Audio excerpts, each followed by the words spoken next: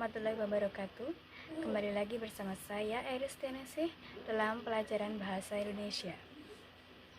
Kali ini saya akan membahas tentang materi teks prosedur. Tujuan pembelajaran kali ini, kalian diharapkan dapat mengorganisasi informasi berupa pernyataan-pernyataan umum dan tahapan-tahapan dalam teks prosedur serta menganalisis struktur dan kebahasaan teks prosedur itu sendiri. Nah, sebelumnya kalian pasti pernah mendengar apa itu teks prosedur.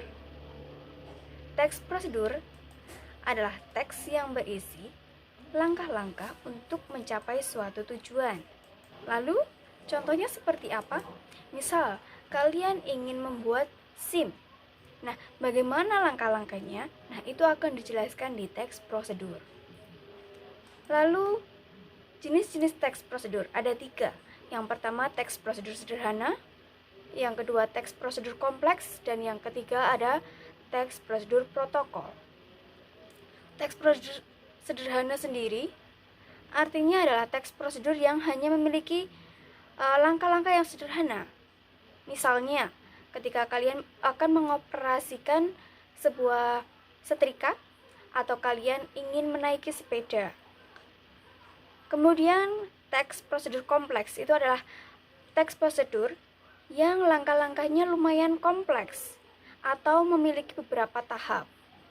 Seperti ketika kalian kena tilang polisi. Nah, bagaimana cara mengambil surat ketika kalian ditilang? Kemudian ada teks prosedur protokol. Itu adalah teks prosedur yang langkah-langkahnya itu mudah dipahami atau sederhana dan bisa kita lakukan secara gampang. Contohnya, misal ketika kalian akan menyalakan sebuah komputer. Nah, langkah-langkahnya itu harus sesuai dengan tahapannya sehingga kita dapat berjalan dengan lancar ketika kita membuka sebuah komputer. Selanjutnya, ada ciri-ciri teks prosedur. Yang pertama, rinci. Bahasanya disampaikan secara rinci dan teliti supaya mudah dipahami tentunya. Yang kedua adalah bersifat informatif atau memberikan informasi kepada pembaca.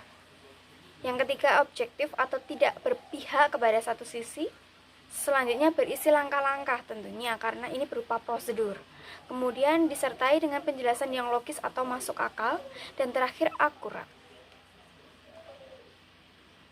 Selanjutnya, struktur teks prosedur. Teks prosedur sendiri terdiri dari 3 struktur. Yang pertama, tujuan yang berisi pengantar topik yang nanti akan kalian jelaskan. Misalkan kalian akan membuat sebuah prosedur membuat jus melon.